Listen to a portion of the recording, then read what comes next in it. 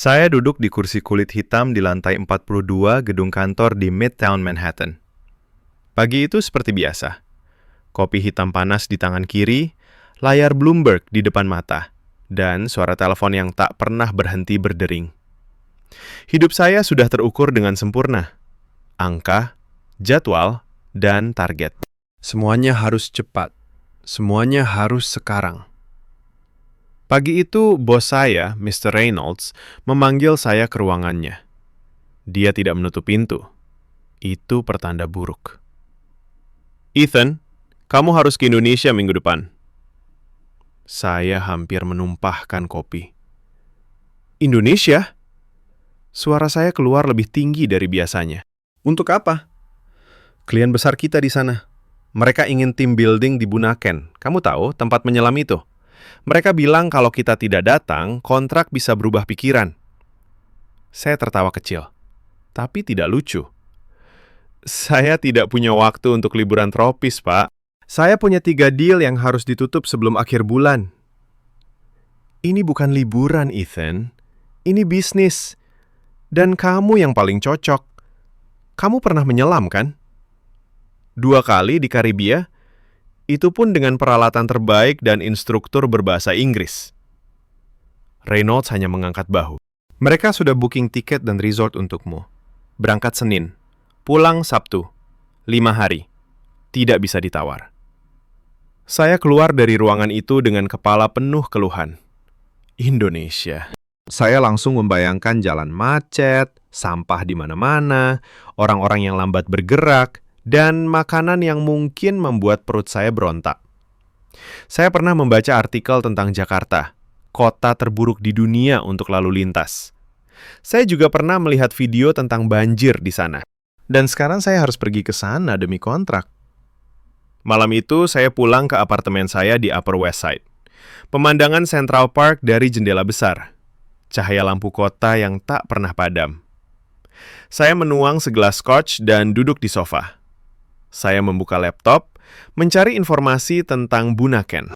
Foto-foto laut biru, karang warna-warni, ikan-ikan kecil berenang bergerombol. Cantik, tapi saya tahu triknya. Semua foto itu pasti diambil dengan filter dan sudut terbaik. Realitasnya pasti berbeda. Panas, lembab, serangga, dan orang-orang yang bicara terlalu keras dengan aksen aneh. Saya menutup laptop dengan keras. Saya benci ini, gumam saya sendiri. Saya menelpon sahabat saya Jake. Bro, kamu tahu nggak? Mereka suruh aku ke Indonesia. Indonesia! Aku yang nggak pernah mau keluar dari Manhattan kecuali ke Hamptons atau Aspen. Jake tertawa di ujung telepon. Santai, Ethan. Mungkin kamu malah suka. Katanya orang Indonesia ramah sekali. Ramah? Aku tidak butuh ramah. Aku butuh efisiensi. Aku butuh wifi cepat. Aku butuh kopi yang tidak terasa seperti air comberan. Jake masih tertawa. Kamu terlalu keras kepala. Pergi saja. Siapa tahu kamu ketemu sesuatu yang mengubah hidupmu. Ubah hidup? Saya mendengus. Hidupku sudah sempurna. Aku punya apartemen seharga $3 juta, pekerjaan yang dibayar 6 digit, dan jadwal yang tidak pernah meleset. Apalagi yang perlu diubah? Jake diam sejenak. Kadang kita tidak tahu kita butuh sesuatu sampai kita melihatnya. Saya mematikan telepon tanpa menjawab. Malam itu saya tidur gelisah. Mimpi buruk tentang terjebak di bandara yang penuh orang, antrean panjang, dan suara pengumuman yang tidak jelas. Saya bangun dengan keringat dingin. 3 hari kemudian, saya sudah berada di Bandara Soekarno-Hatta, Jakarta. Transit 2 jam sebelum terbang ke Manado. Saya tidak siap. Begitu pintu pesawat terbuka, udara panas dan lembab langsung menerpa wajah saya seperti tamparan basah. Bau campuran bensin, makanan goreng, dan sesuatu yang manis aneh. Orang-orang berlalu lalang dengan cepat, tapi entah kenapa suasananya terasa lambat. Saya menarik koper saya menuju gate berikutnya. Di depan saya ada keluarga besar. Anak kecil berlari-lari. Ibu mereka tertawa keras. Ayahnya membawa tas besar di pundak sambil menggendong bayi. Mereka terlihat bahagia sekali. Saya menggelengkan kepala. Bagaimana bisa orang bisa senang di tempat seperti ini? Saat saya berjalan melewati mereka, anak kecil itu tiba-tiba menabrak kaki saya. Botol minum saya jatuh. "Maaf, Pak! Maaf!" Anak itu berteriak sambil memungut botol saya dengan kedua tangan. Ibu anak itu buru-buru mendekat. "Maafkan anak saya, Pak. Dia sedang senang sekali bisa naik pesawat." Saya ingin marah. Tapi senyuman wanita itu begitu tulus. Matanya berbinar. Saya hanya bisa mengangguk kaku. "Tidak apa-apa." Anak itu mengembalikan botol saya dengan kedua tangan, seperti sedang menyerahkan sesuatu yang sangat berharga. "Ini, Pak. Hati-hati ya." Saya mengambil botol itu. Tangan kecilnya hangat. Saat mereka berjalan pergi, saya masih berdiri di tempat. Entah kenapa, dadaku terasa aneh. Seperti ada sesuatu yang bergerak pelan di dalam. Saya menggelengkan kepala lagi. "Jangan bodoh, Ethan. Ini cuma anak kecil." Saya mempercepat langkah menuju gate. Masih ada satu pesawat lagi sebelum sampai ke Manado. Dan setelah itu, 5 hari yang harus saya lewati secepat mungkin. Saya nggak tahu. 5 hari itu akan menjadi awal dari sesuatu yang tidak pernah saya bayangkan sebelumnya. Pesawat mendarat di Bandara Samratulangi, Manado, pukul 5:30 sore. Matahari masih tinggi, tapi udara sudah terasa berbeda. Lebih hangat, lebih basah. Bau garam laut bercampur aroma daun basah menyelinap masuk begitu pintu pesawat dibuka. Saya turun dengan koper kecil dan tas laptop. Begitu kaki menyentuh lantai bandara, saya langsung mencari sinyal Wi-Fi. Tidak ada. Hanya satu bar yang muncul, lalu hilang lagi. Saya mendengus kesal. Di luar, seorang pria bertubuh pendek tapi tegap berdiri memegang kertas bertuliskan nama saya. Ethan Harper. "Selamat datang, Pak Ethan." Suaranya lantang dan penuh semangat. "Saya Pak Dedi, pemandu dari resort. Mari ikut saya." Dia mengulurkan tangan. Jabatannya kuat, hangat, dan terlalu lama menurut standar New York. Saya menarik tangan lebih cepat dari yang seharusnya. "Terima kasih. Bisakah kita langsung berangkat? Saya ingin sampai resort sebelum gelap." Pak Dedi tersenyum lebar. Jiji putihnya berkilau. "Tenang saja, Pak. Perjalanan hanya 1,5 jam. Kapal sudah menunggu." 1,5 jam?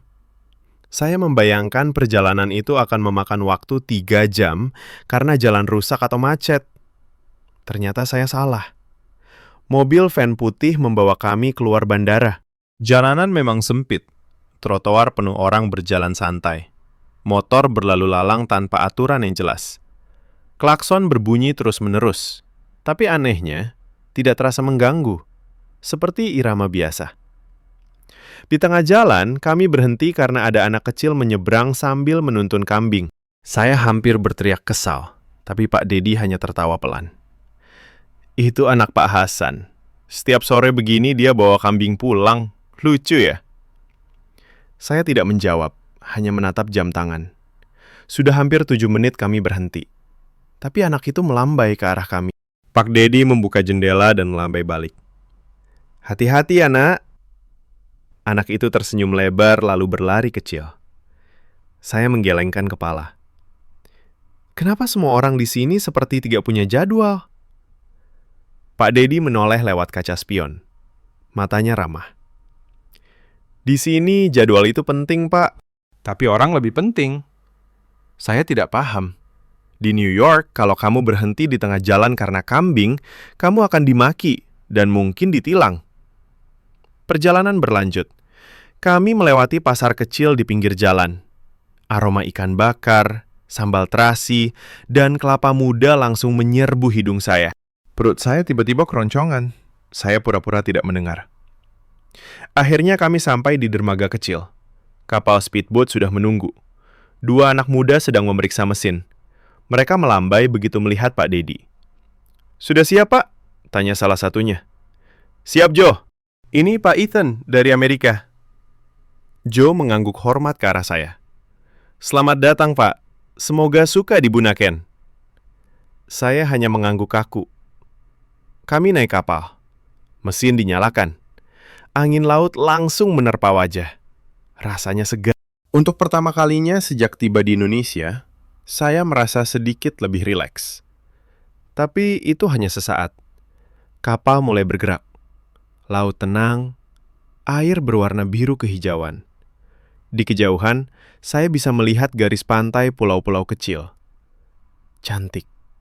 Terlalu cantik. Saya langsung curiga. Pasti ada jebakan di balik semua ini. Pak Dedi duduk di sebelah saya. Pak Ethan pernah menyelam di mana saja?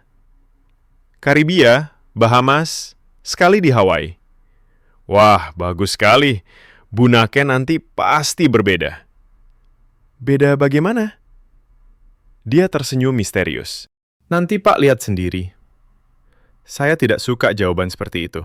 Saya suka kepastian. Saya suka fakta. Bukan janji-janji samar. Setelah 40 menit, Pulau Bunaken mulai terlihat jelas. Resortnya terletak di pinggir pantai. Bangunan kayu dengan atap daun kelapa.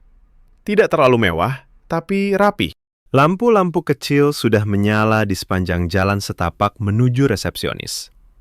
Begitu turun dari kapal, seorang wanita muda menyambut dengan senyum lebar. Selamat malam, Pak Ethan. Selamat datang di Bunaken Paradise Resort. Dia mengantar saya ke resepsionis. Di sana hanya ada satu petugas yang sedang mengetik sesuatu di komputer tua. Saya menunggu. Dan menunggu. 5 menit. 10 menit. Saya mulai gelisah.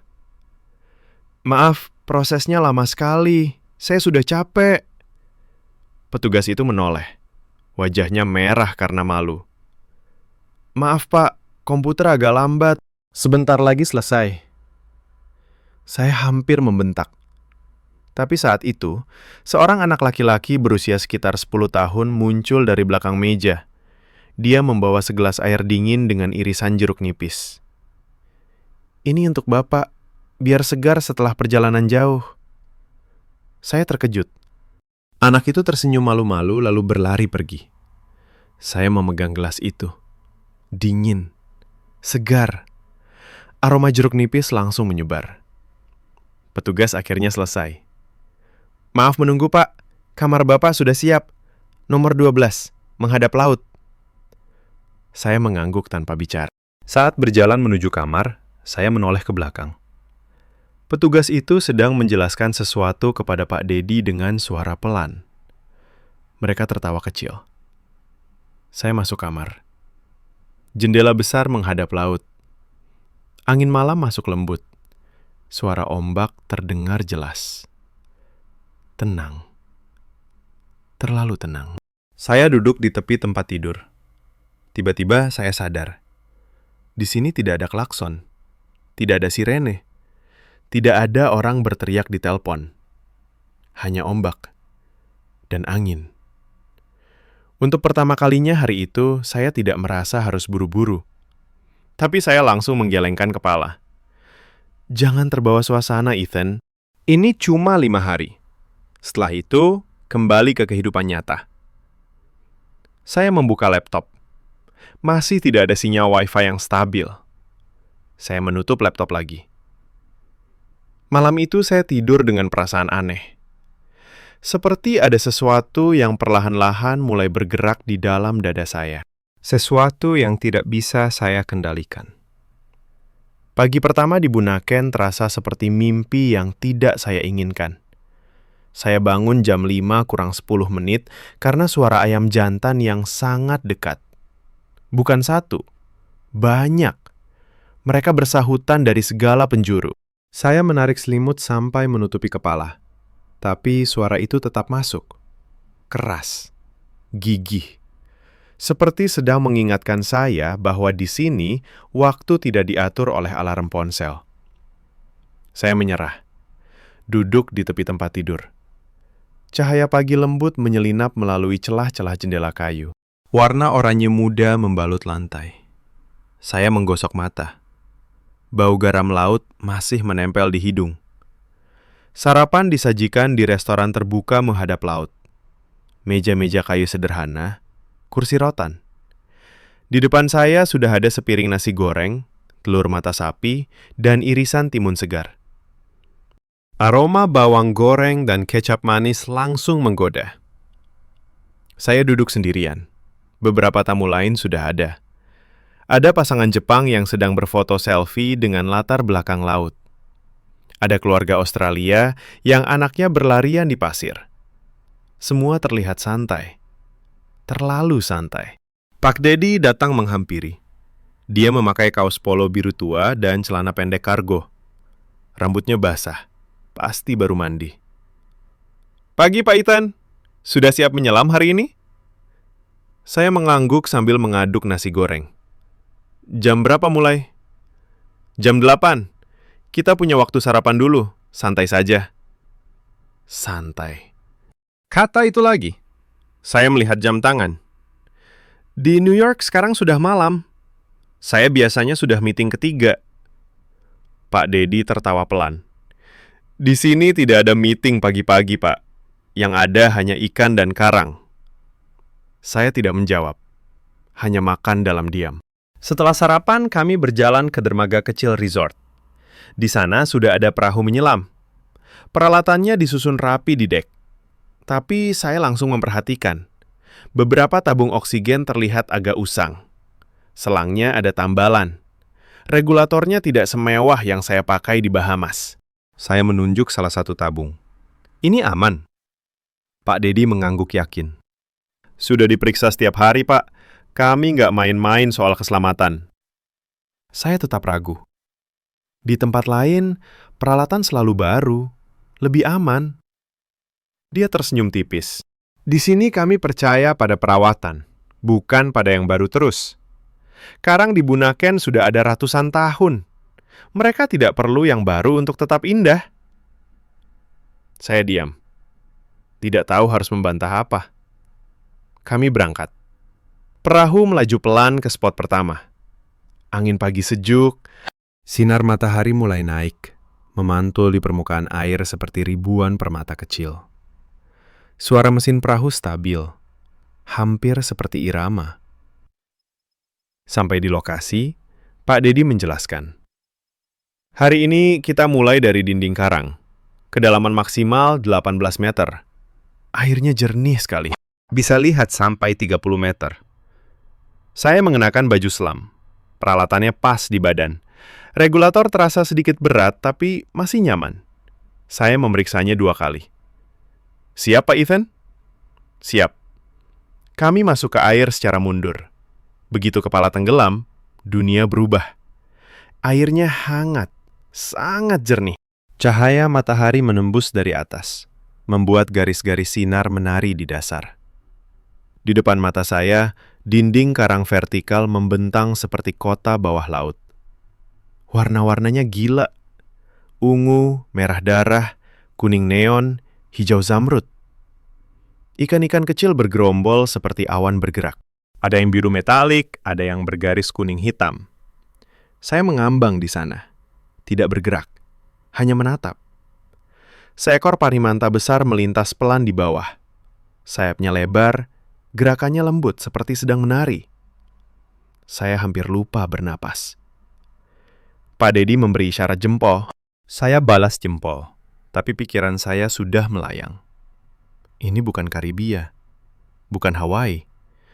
Ini lebih hidup, lebih liar, lebih banyak detail yang tidak bisa saya jelaskan. Kami menyelam selama 40 menit. Setiap beberapa meter ada sesuatu yang baru. Anemon bergerak-gerak seperti bunga hidup. Nemo kecil bersembunyi di dalam. Bintang laut besar berwarna merah tua menempel di karang. Saat naik ke permukaan, saya melepas masker. Air mata mengalir di pipi. Tapi saya tidak tahu apakah karena air laut atau karena sesuatu yang lain.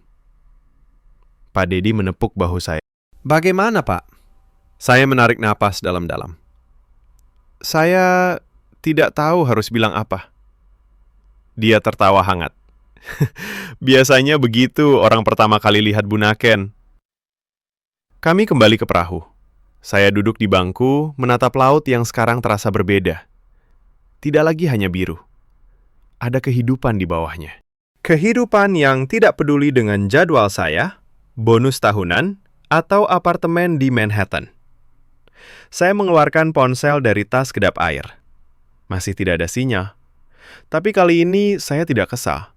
Saya hanya memandang layar hitam itu sejenak, lalu menyimpannya kembali. Mungkin, untuk pertama kalinya, saya mulai berpikir bahwa ada dunia di luar layar ponsel. Tapi saya belum mau mengakuinya. Belum. Hari kedua di Bunaken terasa lebih ringan dari yang saya bayangkan. Pagi itu, matahari terbit dengan warna jingga lembut di ufuk timur. Saya berdiri di teras kamar, tangan memegang secangkir kopi hitam yang diseduh dengan cara sederhana. Rasanya lebih pekat dari kopi Starbucks yang biasa saya minum. Ada sedikit rasa pahit yang hangat di lidah. Saya tidak keberatan. Pak Dedi sudah menunggu di dermaga sejak jam 7. Dia membawa termos air panas dan beberapa potong pisang goreng yang masih hangat. Sarapan dulu, Pak. Hari ini kita ke spot yang lebih dalam. Disebut Lekuan 1. Karangnya paling indah. Saya mengambil sepotong pisang goreng. Luarnya renyah, dalamnya lembut. Manisnya pas, tidak berlebihan. Terima kasih, kata saya pelan. Dia tersenyum. Tidak perlu terima kasih. Ini biasa saja. Kami berangkat dengan perahu yang sama. Angin pagi membawa aroma garam dan rumput laut. Saya duduk di bagian depan, membiarkan angin menerpa wajah. Untuk pertama kalinya, saya tidak memikirkan email yang menumpuk atau panggilan telepon yang tertunda. Saat sampai di lokasi, air terlihat lebih biru tua. Pak Dedi menjelaskan singkat. Kita turun pelan-pelan, jangan buru-buru, biarkan mata terbiasa. Saya mengangguk. Kali ini saya tidak banyak bertanya, hanya memeriksa peralatan seperti biasa. Begitu masuk ke air, sensasi itu kembali. Lebih kuat. Dinding karang di depan mata saya seperti lukisan hidup yang terus berubah. Ada sponge berwarna ungu besar seukuran manusia. Ada gorgonian yang bergoyang pelan seperti kipas raksasa. Ikan kakap merah berenang mendekat, lalu menjauh lagi. Seekor penyu hijau besar muncul dari balik karang, melirik saya sejenak, lalu berenang pergi dengan tenang. Saya mengikuti Pak Dedi. Kami berenang pelan di sepanjang dinding. Setiap beberapa meter, dia menunjuk sesuatu dengan tangan. Saya mengangguk. Tidak perlu kata-kata, hanya gerakan kecil. Tiba-tiba, di kedalaman sekitar 20 meter, saya melihat sesuatu yang membuat jantung saya berdegup kencang. Sekelompok ikan barakuda besar berenang berbaris. Tubuh mereka panjang, perak mengkilap. Mereka bergerak serentak seperti tentara yang sedang parade. Tidak ada suara, hanya getaran kecil di air. Saya berhenti. Pak Dedi juga berhenti di samping saya. Dia memberi isyarat jempol. Saya balas, tapi tangan saya sedikit gemetar. Saya tidak takut. Bukan itu. Saya hanya kagum. Sangat kagum. Kami terus berenang. Saya merasa seperti sedang menjelajahi dunia yang tidak pernah saya ketahui sebelumnya. Dunia yang tidak peduli dengan nilai saham, deadline, atau ranking di Wall Street. Saat naik ke permukaan, matahari sudah tinggi. Cahaya menyilaukan. Saya melepas masker dan menghirup udara dalam-dalam. Pak Dedi tertawa kecil. Bagaimana, Pak? Masih bilang peralatan kami kuno? Saya menatapnya. Untuk pertama kalinya, saya tidak punya jawaban sinis. Saya salah, kata saya pelan. Dia mengangkat alis. Salah bagaimana? Saya pikir tempat ini tidak akan sehebat yang lain. Ternyata lebih.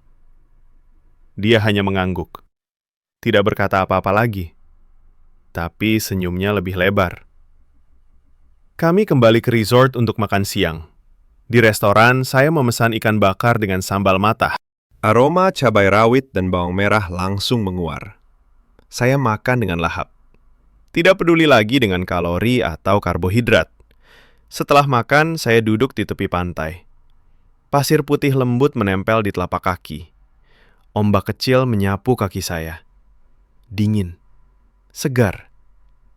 Saya mengeluarkan ponsel. Masih tidak ada sinyal yang bagus. Hanya satu bar yang kadang muncul. Biasanya saya akan kesal. Kali ini saya hanya tersenyum kecil. Mungkin tidak apa-apa kalau dunia luar menunggu sebentar.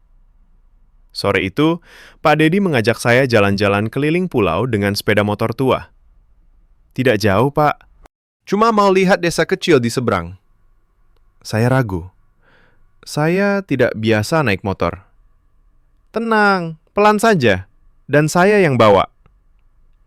Akhirnya saya naik di belakang. Angin sore menerpa wajah. Kami melewati jalan setapak berpasir. Di kanan kiri ada rumah-rumah kayu sederhana. Anak-anak bermain bola di lapangan kecil. Mereka melambai saat melihat kami. Pak Dedi membunyikan klakson pelan. Anak-anak tertawa. Kami berhenti di sebuah warung kecil. Di sana ada seorang nenek sedang menggoreng pisang. Aroma manisnya tercium sampai jauh. "Nenek, 2 porsi ya," kata Pak Dedi. Nenek itu tersenyum lebar. "Untuk tamu dari jauh ini ya?" "Iya, Nek. Dia dari Amerika." Nenek itu menoleh ke saya. "Selamat datang, Nak. Semoga suka di sini." Saya mengangguk. "Terima kasih, Bu." Kami duduk di bangku kayu. Pisang gorengnya panas. Luar garing. Dalam lembut. Saya makan perlahan, menikmati setiap gigitan. Saat matahari mulai turun, langit berubah menjadi warna merah jambu dan ungu. Saya menatap ke laut. Gelombang kecil bergulung pelan. Pak Dedi bicara pelan. "Pak Ethan, besok kita lanjut menyelam malam. Mau ikut?" Saya menoleh. "Menyelam malam?" "Iya." Saat itu karang paling hidup. Banyak yang bersinar. Saya diam sejenak, lalu mengangguk. "Mau?" Dia tersenyum. "Bagus." Malam itu, saya berbaring di tempat tidur dengan jendela terbuka. Suara ombak terdengar jelas. Angin malam sejuk menyentuh kulit. Saya menutup mata. Untuk pertama kalinya dalam waktu lama, saya tidak memikirkan besok. Saya hanya ingin menikmati sekarang. Dan itu terasa aneh, tapi juga menyenangkan. Hari ketiga di Bunaken membuat saya semakin sulit menyangkal apa yang saya rasakan. Pagi itu hujan gerimis tipis turun. Udara terasa segar dengan bau tanah basah dan daun hijau. Saya berdiri di teras, mendengar suara tetesan air di atap daun kelapa. Tidak seperti hujan di New York yang dingin dan menusuk. Ini hangat, menenangkan. Pak Dedi datang dengan payung besar. "Hari ini kita tetap menyelam, Pak. Hujan kecil tidak masalah, malah air jadi lebih jernih." Saya mengangguk. "Baiklah." Kami berangkat ke spot baru bernama Siladen Wall. Perahu bergoyang pelan di ombak kecil. Aroma diesel mesin bercampur dengan bau laut asin. Saya duduk diam, menatap air yang mulai beriak karena hujan. Saat tiba, kami bersiap. Peralatan basah sedikit karena gerimis. Saya memeriksa regulator dengan teliti. Pak Dedi memperhatikan. "Tenang saja, Pak. Semua sudah dicek." Saya menarik napas dalam. Saya tahu, cuma kebiasaan. Begitu tenggelam, dunia bawah laut menyambut dengan pelukan hangat. Hujan di atas tidak terasa. Air tetap jernih. Karang di sini lebih dramatis. Ada celah-celah dalam di dinding batu. Ikan-ikan besar berenang keluar masuk seperti sedang bermain petak umpet. Kami turun pelan. Di kedalaman 15 meter, saya melihat sesuatu yang membuat saya berhenti.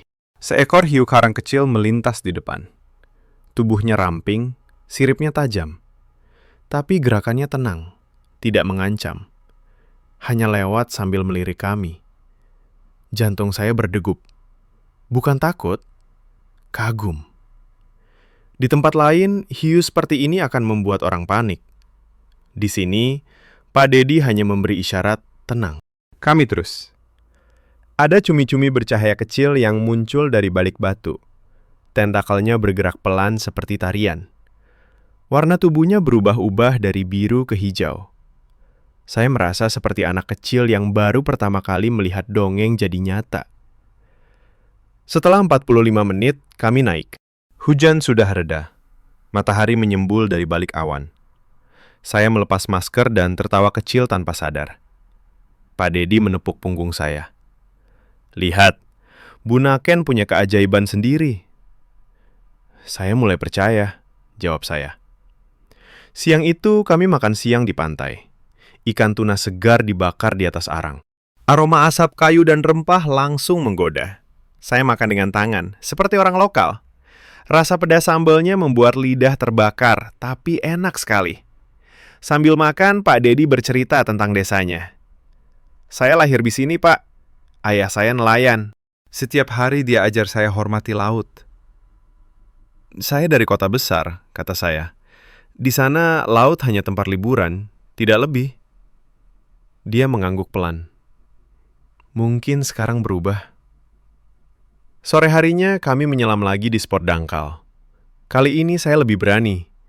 Saya berenang mendekati anemon besar. Ikan badut kecil berenang keluar menyambut. Mereka menyentuh tangan saya dengan sirip kecil. Rasanya hangat. Seperti disambut keluarga. Malam menjelang, Pak Dedi mengingatkan.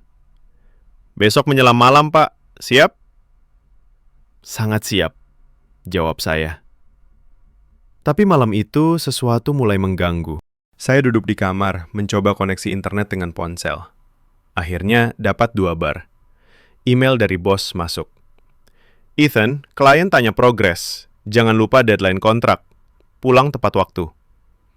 Saya membalas singkat. "Semua baik, pulang Sabtu." Tapi saat menekan kirim, tangan saya ragu.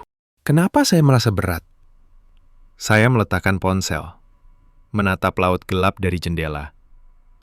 Suara ombak terdengar seperti bisikan, mengajak saya tetap di sini.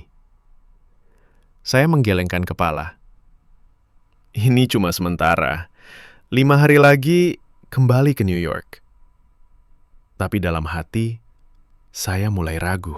Apa yang sedang terjadi dengan saya? Pagi berikutnya, kami bersiap menyelam malam. Matahari sudah terbenam. Langit gelap bertabur bintang. Lampu perahu menyala kuning hangat. Pak Dedi menjelaskan. Di malam hari, karang hidup berbeda. Banyak plankton bersinar, seperti bintang di bawah air. Saya mengenakan peralatan dengan tangan gemetar karena dingin malam. Kami masuk air. Gelap total di luar lingkaran cahaya senter. Tapi begitu turun, keajaiban muncul. Karang-karang kecil bersinar biru neon, seperti kota bawah laut yang hidup. Ikan-ikan malam berenang pelan. Ada udang kecil yang mata merahnya berkedip. Saya mengambang di sana, tidak bergerak, hanya menatap. Seekor gurita muncul dari celah batu. Tubuhnya berubah warna mengikuti cahaya senter. Cerdas, indah. Pak Dedi memberi isyarat lihat ke atas. Sekelompok ikan kecil bercahaya seperti kembang api bawah air. Saya tidak percaya mata sendiri. Ini nyata. Apa yang sedang terjadi ini? Kami naik setelah 30 menit. Dingin malam menyergap kulit basah. Tapi saya merasa hangat di dalam. Di perahu, saya diam sejenak. Lalu bicara pelan. "Terima kasih, Pak Dedi. Ini luar biasa." Dia tersenyum. Bunaken punya cara sendiri untuk bicara pada orang. Malam itu saya tidur dengan mimpi tentang cahaya biru di bawah laut. Dan untuk pertama kalinya, saya tidak ingin mimpi itu berakhir. Hari keempat di Bunaken dimulai dengan langit cerah tanpa awan. Saya bangun lebih pagi dari biasanya. Bukan karena alarm, tapi karena cahaya matahari yang menyelinap lembut melalui celah jendela. Saya duduk di tepi tempat tidur, menatap laut yang tenang. Gelombang kecil bergulung pelan, seperti napas yang teratur. Hari ini seharusnya hari terakhir menyelam sebelum pulang. Besok pagi, kapal akan membawa saya kembali ke Manado. Lalu pesawat ke Jakarta, dan akhirnya ke New York. Saya seharusnya sudah mulai mengemasi barang. Tapi koper masih tergeletak di sudut kamar, belum disentuh. Pak Dedi sudah menunggu di dermaga seperti biasa. Dia membawa 2 termos kopi dan senyum yang lebih lebar dari hari-hari sebelumnya. Pagi Pak Ethan, hari ini spot terakhir, Tanjung Pasir. Karang lembut dan banyak ikan hiu kecil. Saya mengangguk. Baik. Kami berangkat. Perahu melaju pelan. Angin pagi membawa aroma garam segar. Saya duduk di bagian belakang, memegang termos kopi. Rasa pahitnya terasa lebih enak hari ini. Saat tiba di lokasi, air terlihat sangat jernih. Biru tua di bawah, biru muda di permukaan. Kami turun ke air dengan tenang. Begitu tenggelam, saya langsung terpesona. Karang di sini lebih lembut. Ada karang meja besar berwarna coklat keemasan. Ikan-ikan kecil bergerombol di sekitarnya seperti daun yang berterbangan. Seekor hiu karang kecil muncul lagi, berenang pelan di depan saya. Kali ini saya tidak berhenti. Saya mengikuti gerakannya dengan mata. Kami berenang lebih dalam. Di kedalaman 25 meter, ada celah kecil di dinding karang. Dari dalam celah itu, keluar seekor ikan Napoleon besar. Tubuhnya biru kehijauan, mata besar, gerakan lambat tapi anggun. Dia melirik saya sejenak, lalu berenang pergi. Saya merasa seperti tamu yang diizinkan masuk rumah orang lain. Setelah 40 menit, kami naik. Saya melepas masker dan menghirup udara dalam-dalam. Pak Dedi menatap saya dengan tatapan bertanya. Bagaimana hari ini, Pak? Saya tidak ingin pulang besok. Kata-kata itu keluar begitu saja. Saya sendiri terkejut. Pak Dedi diam sejenak, lalu tersenyum pelan. Banyak orang bilang begitu setelah melihat Bunaken. Kami kembali ke resort. Siang itu saya duduk sendirian di pantai. Pasir hangat menempel di telapak kaki. Saya mengeluarkan ponsel. Akhirnya sinyal muncul lagi. 3 bar. Saya membuka email. Ada pesan baru dari bos. Ethan, besok harus sudah di New York. Klien menunggu tanda tangan akhir. Jangan sampai terlambat. Ini deal besar. Saya menatap layar itu lama. Jantung saya berdegup lebih cepat. Bukan karena senang, bukan karena gugup biasa, tapi karena sesuatu yang lain. Saya membalas singkat. Baik, Pak. Tapi tangan saya gemetar saat menekan kirim. Malam itu, saya berjalan ke dermaga sendirian. Lampu-lampu kecil resort menyala kuning hangat. Suara ombak terdengar jelas. Angin malam membawa aroma bunga Kamboja dari kebun kecil di belakang. Saya duduk di ujung dermaga. Kaki menjuntai menyentuh air. Dingin. Menyegarkan. Tiba-tiba saya ingat tas kecil saya. Di dalamnya ada dompet dan ponsel cadangan. Saya biasanya selalu membawanya saat menyelam. Tapi hari ini saya lupa menguncinya di kamar. Tas itu saya letakkan di bangku perahu. Saya bangun buru-buru. Berjalan cepat ke tempat perahu diparkir. Tas masih ada. Tapi saat saya membukanya, dompet hilang. Ponsel cadangan juga hilang. Jantung saya seperti berhenti. Saya memeriksa lagi. Kosong. Hanya handuk basah dan botol air. Saya duduk kembali di dermaga. Tangan memegang kepala. Besok pagi saya harus berangkat. Tanpa dompet berarti tanpa kartu kredit, tanpa uang tunai banyak, tanpa identitas lengkap. Di Indonesia, proses penggantian dokumen bisa memakan waktu berminggu-minggu. Dan yang lebih buruk, tanpa ponsel cadangan, saya tidak bisa mengakses email kerja, tidak bisa konfirmasi tiket, tidak bisa hubungi bos. Deadline kontrak besok malam waktu New York. Jika saya terlambat, deal bisa batal. Bonus jutaan dolar hilang. Posisi saya di perusahaan bisa goyah. Saya menarik napas dalam-dalam. Udara malam terasa berat. Kenapa harus sekarang? Gumam saya. Saya menatap laut gelap. Bintang-bintang berkedip di atas. Tapi malam itu, mereka tidak lagi terasa indah. Hanya dingin dan ketakutan. Saya bangun, berjalan kembali ke kamar dengan langkah berat. Malam itu saya tidak bisa tidur.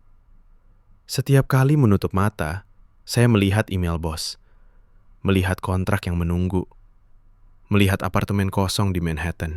Dan di balik itu semua, saya melihat karang bercahaya, ikan-ikan kecil, dan senyum Pak Dedi.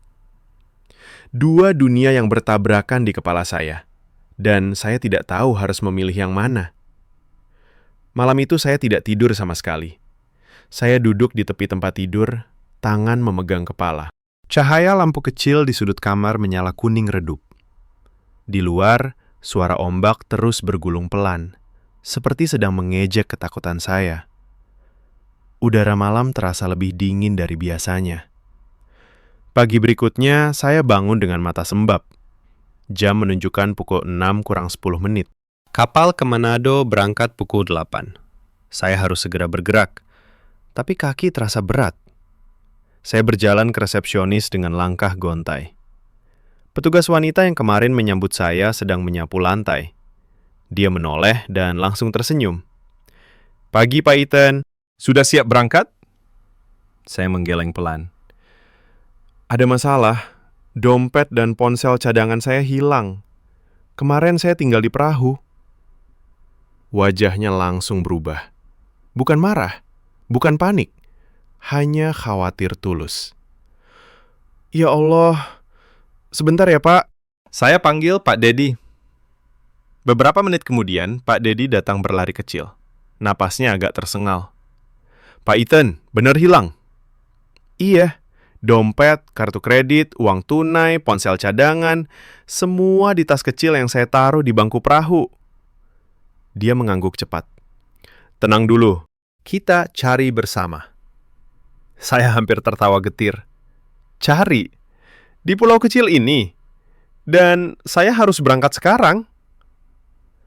Pak Dedi tidak menjawab langsung. Dia hanya mengeluarkan walkie-talkie dari saku. "Jo, ini Dedi. Panggil semua anak di dermaga. Ada barang hilang milik Pak Ethan. Dompet hitam dan ponsel hitam. Cari sekarang juga." Suara Joe terdengar samar. "Siap, Pak. Kami mulai." Saya menatap Pak Dedi. Mereka akan mencari. Tentu. Di sini kalau ada yang hilang, semua orang ikut cari. Gotong royong. Saya tidak tahu harus bilang apa. Di New York, kalau barang hilang, polisi mungkin datang setelah berjam-jam. Dan tidak ada yang peduli mencari kecuali saya sendiri. Pak Dedi menepuk bahu saya. "Kita ke dermaga dulu. Mungkin jatuh di sekitar perahu." Kami berjalan cepat. Di dermaga sudah ada 4 anak muda dari tim perahu. Mereka sedang membongkar-bongkar bangku dan kotak penyimpanan. Ada yang merangkak di bawah perahu. Ada yang menyusuri pasir pantai. Saya berdiri di situ, merasa tidak berguna. Tangan saya dingin. Setelah hampir 30 menit, salah satu anak muda berteriak, "Ada! Di bawah bangku belakang!" Dia mengangkat dompet hitam saya. Basah sedikit karena embun malam, tapi masih utuh. Kartu-kartu di dalamnya lengkap. Uang tunai juga masih ada. Saya hampir tidak percaya. "Tapi ponselnya?" tanya Pak Dedi. Anak itu menggeleng. "Belum ketemu, Pak." Saya mengambil dompet itu dengan tangan gemetar. Terima kasih banyak." Mereka hanya tersenyum. Tidak ada yang meminta imbalan. Tidak ada yang bilang, "Untung besar ya." Pak Dedi menepuk punggung anak itu. "Cari lagi, ponselnya penting." Mereka kembali mencari. Saya ikut sekarang. Membongkar tas-tas kecil, menyusuri pasir, bahkan melihat ke dalam air dangkal. Waktu terus berjalan. Jam sudah menunjukkan pukul 7.45. Kapal hampir berangkat. Saya mulai panik lagi. "Sudah cukup, saya harus pergi sekarang." Pak Dedi menggeleng. "Tunggu sebentar lagi." Saat itu, seorang anak perempuan kecil berlari dari arah desa. Dia memegang sesuatu di tangan.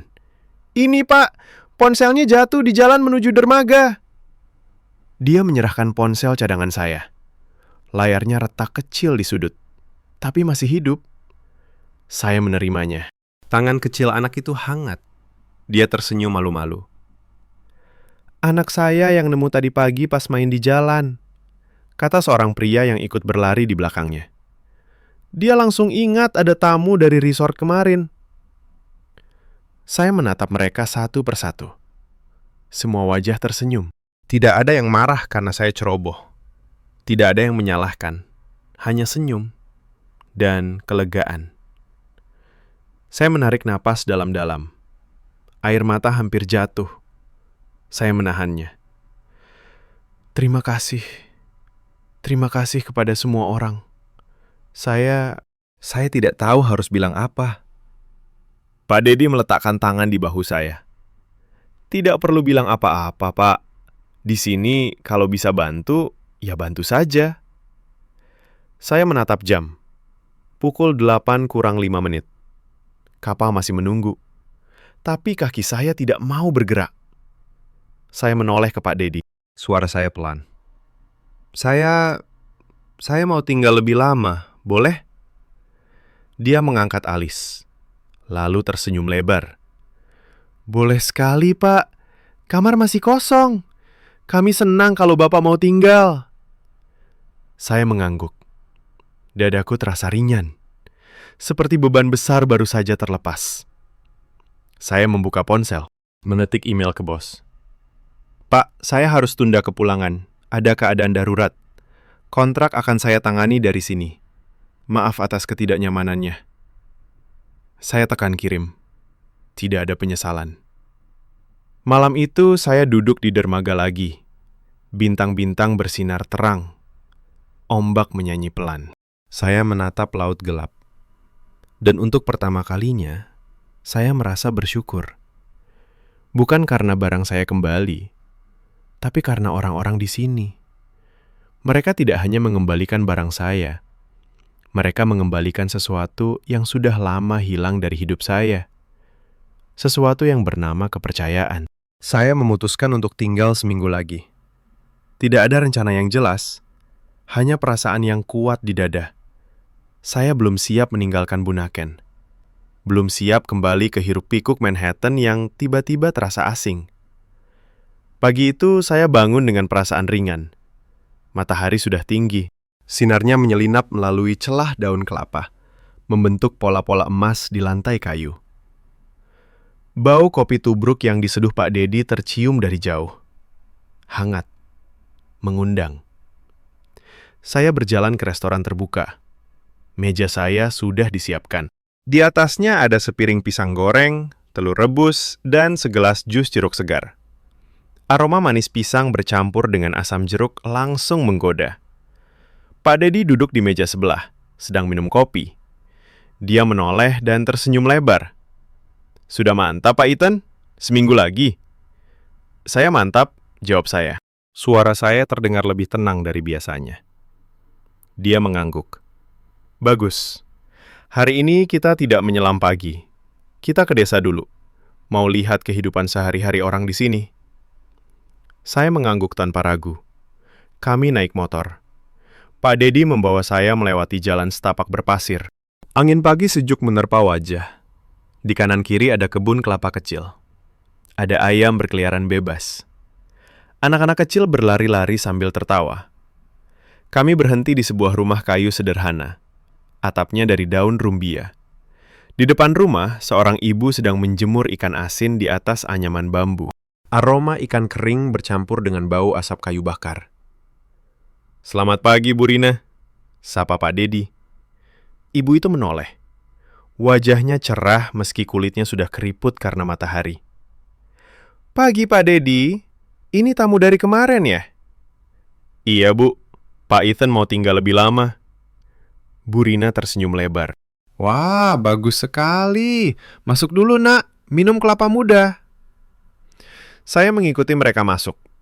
Rumahnya kecil. Lantai tanah dipadatkan. Di sudut ada tungku kayu. Bau asap dan rempah masakan tercium lembut. Bu Rina mengambil 2 buah kelapa muda dari keranjang. Dia membelahnya dengan parang kecil. Airnya dituang ke gelas bambu. "Ini nak, minum dulu, biar segar." Saya menerima gelas itu. Airnya dingin, manis alami. Saya minum pelan, merasakan kesegaran yang mengalir ke tenggorokan. Kami duduk di teras. Bu Rina bercerita tentang kehidupan di pulau. Suaminya nelayan. Setiap pagi berangkat sebelum matahari terbit. Anak-anaknya sekolah di pulau sebelah dengan perahu kecil. "Sulit ya, Bu?" tanya saya pelan. Dia menggeleng sambil tersenyum. "Sulit kalau sendiri, tapi di sini semua saling bantu. Kalau ada yang sakit, tetangga yang antar ke dokter. Kalau banjir, semua orang gotong royong angkat barang." Saya diem. Di New York, kalau tetangga sakit, paling banter kirim kartu ucapan. Jarang lebih dari itu. Siang harinya kami kembali ke resort. Saya memutuskan untuk menyelam sendirian di spot dangkal dekat pantai. Tidak pakai pemandu. Hanya saya, masker, snorkel, dan sirip. Begitu masuk air, saya mengambang pelan. Karang-karang kecil berwarna-warni menyapa. Ikan badut berenang mendekat. Mereka menyentuh tangan saya lagi, seperti mengenali. Saya menyelam lebih dalam sedikit. Di dasar, saya melihat sesuatu yang kecil tapi indah. Karang otak berukuran sebesar kepalan tangan. Warnanya ungu muda. Di atasnya ada ikan kecil yang bersembunyi. Saya mengambang di sana lama sekali. Tidak bergerak, hanya menatap. Tiba-tiba saya sadar, karang ini tumbuh sangat pelan. 1 milimeter per tahun. Tapi sekarang sudah sebesar itu. Berarti sudah ratusan tahun. Bertahan badai, panas, dingin, manusia. Dan tetap indah. Saya naik ke permukaan dengan napas tersengal. Bukan karena kehabisan oksigen, karena perasaan yang tiba-tiba menyeruak. Saya salah selama ini. Hidup saya selama ini seperti lomba lari. Cepat, cepat, cepat. Takut ketinggalan, takut gagal, takut tidak cukup. Tapi di sini, semuanya bergerak pelan, tumbuh pelan, hidup pelan. Dan justru itulah yang membuatnya kuat, membuatnya indah. Malam itu, saya duduk di pantai sendirian. Pasir masih hangat dari matahari siang. Ombak menyapu kaki saya. Dingin, nyaman. Saya mengeluarkan ponsel. Ada pesan dari bos. "Ethan, apa yang terjadi? Klien marah. Kamu harus kembali sekarang juga." Saya menatap pesan itu. Jantung saya berdegup. Tapi kali ini bukan karena takut. Karena jelas. Saya mengetik balasan. "Pak, saya akan kembali besok. Tapi hanya 1 hari. Saya akan jual apartemen saya di Manhattan. Setelah itu, saya akan tinggal di sini untuk sementara. Saya ingin membantu proyek konservasi laut di Bunaken. Kalau perusahaan tidak setuju, saya siap mundur." Saya tekan kirim. Tidak ada penyesalan, hanya kelegaan. Saya menatap laut gelap. Bintang-bintang berkedip di atas. Dan saya tersenyum kecil. Mungkin saya salah paham sejak awal.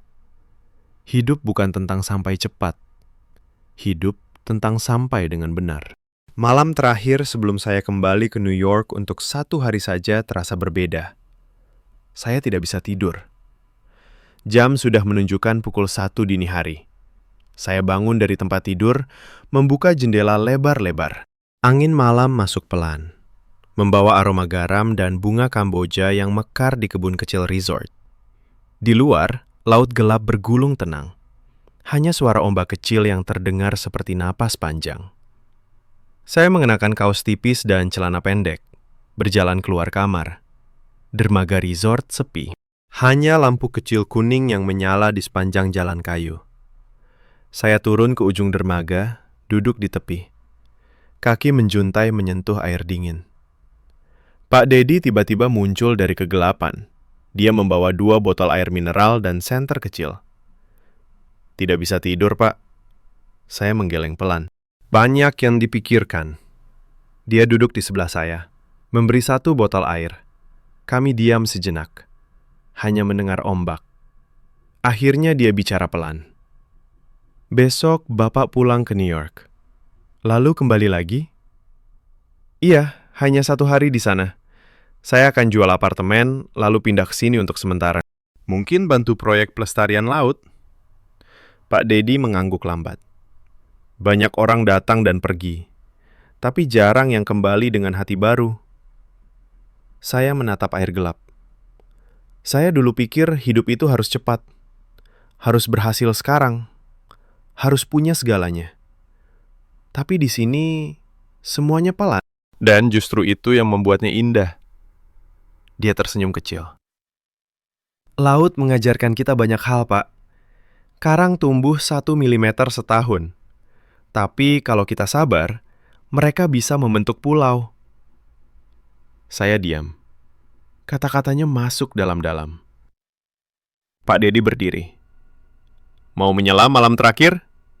Tidak resmi. Hanya kita berdua, di spot dangkal saja. Saya menatapnya. Sekarang? Sekarang. Malam ini bulan purnama. Air akan terang. Saya tidak berpikir 2 kali. Ayo. Kami mengambil peralatan snorkel sederhana. Tidak perlu tabung oksigen. Hanya masker dan sirip. Kami masuk ke air dari dermaga. Air dingin menyergap kulit, tapi cepat terasa nyaman. Begitu tenggelam, saya melihat cahaya bulan memantul di permukaan. Cahaya itu menembus air, membuat semuanya berwarna perak lembut. Karang-karang kecil terlihat seperti sedang bernapas. Ikan-ikan malam berenang pelan di sekitar kami. Kami mengambang di kedalaman 3 meter. Tidak perlu buru-buru. Hanya diam, hanya menatap. Tiba-tiba, plankton-plankton kecil mulai bersinar. Biru neon, hijau zamrud. Seperti ribuan bintang kecil yang jatuh ke bawah laut. Mereka bergerak mengikuti gerakan tangan saya. Seperti menari. Saya tidak percaya dengan mata sendiri. Apa yang sedang terjadi ini? Saya menoleh ke Pak Dedi. Dia memberi isyarat jempol. Matanya berbinar di balik masker. Saya mengulurkan tangan. Plankton-plankton itu menyentuh kulit saya. Hangat, lembut, seperti sentuhan dari dunia lain. Di saat itu, sesuatu di dalam dada saya pecah. Saya ingat semua tahun-tahun di New York. Rapat demi rapat, malam tanpa tidur. Bonus yang semakin besar, tapi hati semakin kosong. Saya pikir itulah sukses. Saya pikir itulah kebahagiaan. Tapi sekarang, mengambang di air gelap ini, dikelilingi cahaya kecil yang hidup, saya sadar. Sukses bukan tentang seberapa cepat kita sampai. Sukses tentang seberapa dalam kita bisa merasakan hidup. Saya menutup mata sejenak. Air hangat membelai wajah. Air mata saya bercampur dengan air laut. Tidak ada yang melihat. Tidak apa-apa. Ketika kami naik ke permukaan, bulan purnama masih bersinar terang. Pak Dedi melepas masker lebih dulu. Bagaimana, Pak? Saya menarik napas panjang. Saya baru sadar. Saya sudah hidup salah selama ini. Dia tidak berkata apa-apa, hanya menepuk bahu saya pelan. Jabatannya hangat. Kami duduk di dermaga sampai fajar menyingsing. Langit berubah dari hitam ke biru tua, lalu jingga lembut. Matahari terbit pelan di ufuk timur. Sinar pertamanya menyentuh laut, membuat air berkilau seperti emas cair. Saya menatap matahari itu lama sekali. Dan saya tahu, ini bukan akhir. Ini baru permulaan. Besok saya akan ke New York. Hanya 1 hari. Menjual apartemen, menandatangani surat pengunduran diri, lalu kembali ke sini. Bukan untuk liburan, tapi untuk hidup. Benar-benar hidup. Pagi itu pesawat mendarat di Bandara Soekarno-Hatta dengan suara gemuruh pelan. Saya turun dengan tas kecil saja. Tidak ada koper besar. Tidak ada barang berlebih. Hanya hati yang sudah berbeda. Di Manhattan semuanya berjalan cepat seperti biasa. Lift gedung apartemen naik dalam hitungan detik. Pintu apartemen terbuka. Bau kertas lama dan kopi dingin menyambut. Semua barang masih rapi. Sofa kulit hitam, meja kaca, pemandangan Central Park dari jendela besar. Tapi kali ini semuanya terasa dingin. Kosong. Saya duduk di sofa, menatap ruangan itu lama sekali. Lalu saya mengambil telepon, menelepon agen properti. 2 jam lagi saya datang ke kantor. Saya mau jual apartemen ini, segera. Suara agen terdengar terkejut. Tapi Pak Ethan, ini apartemen premium. Butuh waktu untuk... Saya tidak punya waktu. Potong saya pelan. Saya mau selesai hari ini juga. Prosesnya berjalan lebih cepat dari yang saya kira. Dokumen ditandatangani. Harga ditawar sedikit. Tapi saya tidak peduli rugi berapa. Yang penting, uangnya akan saya pakai untuk mendanai proyek kecil di Bunaken. Pelestarian karang. Pendidikan anak-anak nelayan tentang laut. Sesuatu yang berarti. Sore itu saya ke kantor. Mr. Reynolds menunggu di ruangannya. Wajahnya tegang. Ethan, apa yang kamu lakukan? Klien marah besar. Kontrak hampir batal. Saya menatap matanya. Tidak ada rasa takut lagi. Saya mundur, Pak. Dia terdiam. Kamu serius? Sangat serius. Saya sudah temukan sesuatu yang lebih penting dari bonus dan ranking. Dia menggelengkan kepala. Kamu akan menyesal. Saya tersenyum kecil. Mungkin, tapi saya lebih takut menyesal kalau tetap di sini. Saya keluar dari ruangan itu tanpa menoleh lagi. Malam itu saya tidur di hotel dekat bandara. Kamarnya biasa saja, tidak mewah, tapi nyaman. Saya membuka jendela. Udara New York terasa dingin menusuk. Tidak seperti angin laut Bunaken yang hangat. Pagi berikutnya pesawat kembali membawa saya ke Manado. Lalu ke Bunaken. Begitu kaki menyentuh dermaga resort, Pak Dedi sudah menunggu. Dia tidak bertanya banyak, hanya memeluk saya erat. Jabatannya hangat seperti dulu. Selamat datang pulang, Pak Ethan. Saya tersenyum. Air mata hampir jatuh. Ternyata ini rumah yang saya cari selama ini. Hari-hari berikutnya saya mulai bekerja. Bukan lagi di depan layar komputer, tapi di bawah air, bersama tim lokal. Membersihkan sampah plastik yang tersangkut di karang. Mengajar anak-anak desa cara menanam karang baru.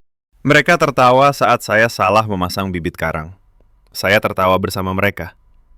Malam-malam saya sering duduk di dermaga, menatap laut yang sama. Kadang Pak Dedi ikut duduk di sebelah. Suatu malam, bulan purnama lagi. Cahaya perak menyinari air. Saya bicara pelan. Pak Dedi, saya dulu pikir laut itu hanya tempat liburan. Sekarang saya tahu, laut itu guru. Dia mengajarkan saya untuk berhenti, untuk bernapas, untuk tumbuh pelan, tapi pasti. Pak Dedi mengangguk. Dan sekarang Bapak sudah jadi bagian dari laut itu. Saya menatap karang di bawah air. Mereka tumbuh 1 mm per tahun. Tapi bersama-sama, mereka membentuk dinding yang kuat. Mereka bertahan ratusan tahun. Dan mereka tetap indah. Saya tersenyum pada diri sendiri. Mungkin saya salah paham sejak awal. Hidup bukan tentang sampai paling cepat. Hidup tentang sampai dengan hati yang penuh. Dan di sini, di pulau kecil ini, saya akhirnya sampai.